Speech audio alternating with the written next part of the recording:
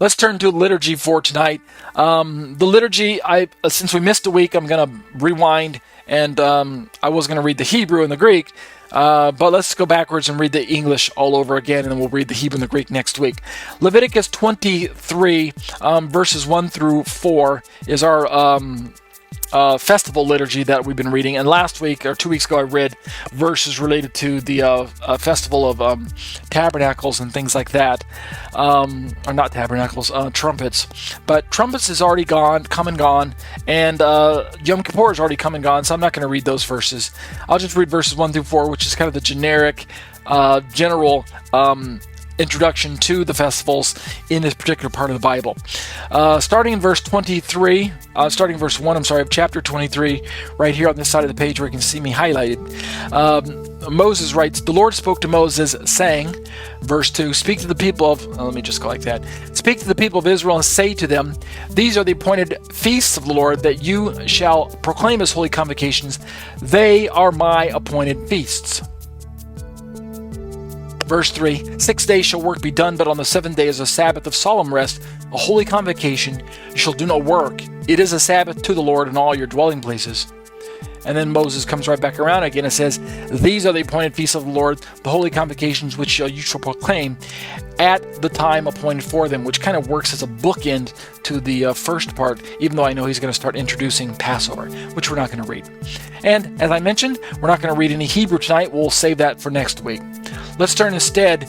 I will read the passage that I read in 1 Thessalonians, which talks about the trumpet, which in my opinion is related to this time of the year in which it's likely that these festivals are indicating the second return of Messiah. Thus, Christians would probably refer to this time period as the rapture. And linked to that monumentous event, which I do believe in the rapture, I just don't know how secretive it's going to be.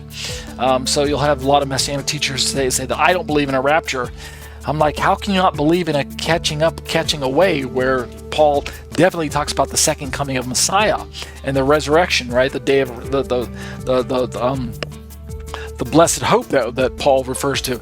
I just don't know how secretive it's going to be, and I don't know that it's imminent. I think those are aspects that Paul probably didn't mean to indicate. Nevertheless, in 1 Thessalonians chapter 4, starting in verse 15, and we'll read 15, 16, 17, and 18, it is a passage, I believe, that is speaking of rapture, resurrection, and he uses language of trumpets, i.e. a shofar or a Tetze Torah or a salpinx in the Greek or something like that, to indicate, we'll just say trumpet in English, since that kind of generically captures both shofar and metal trumpet. Paul is talking about using this instrument, God using this instrument to awaken those who are asleep in the Lord, right? This resurrection from the dead. Here's how Paul puts it, starting in verse 15 right there on that side of the page. Paul says, 1 Thessalonians 4:15, "For this we declare to you by a word from the Lord, that we who are alive, who are left until the coming of the Lord," right, "will not precede those who have fallen asleep." If you want to call this the second coming, the rapture, the beginning of the day of the Lord, whatever you want to call it, please don't say that it's not going to happen. As Messianic believers, we absolutely, certainly must be looking forward to this blessed day where the Lord is going to return and call us out. And how does Paul describe it? "For the Lord himself will descend from heaven with a cry of command, with the voice of an archangel, and with the sound of a trumpet of God, and the dead in Christ will rise." So this is a day of resurrection. If you want to call it the rapture, that's fine. If you're uncomfortable with using the R word, I can understand. But nevertheless, please don't say it's not going to happen, right? If you're saying that the rapture is not going to happen, or that the resurrection is not going to happen, then what are you looking forward to, right? Why did Messiah become the first fruits of those who resurrect from the dead at all? What does Paul say in verse 17? "Then we who are alive, who are left, will be caught up together with them." Who's the them? those who have been resurrected in the clouds to meet the Lord in the air. So it looks like Yeshua's feet don't need to touch the ground for this to happen. And so we will always be with the Lord. And then he concludes in verse 18 by saying, therefore, encourage one another with these words. What words? These words of the promises that Yeshua is going to return and gather us back to himself. So it's unfortunate that many in Messianic circles, in a move to try and distance themselves from the imminent rapture or the secret rapture, are distancing themselves from the resurrection as well. And so I do hold to a rapture concept.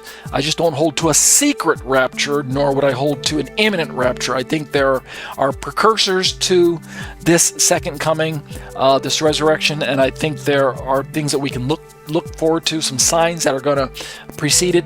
And I also think it's something that is going to be seen worldwide and won't be secret, like suddenly people vanish off planet Earth and everybody else is scratching their head saying what happened, right?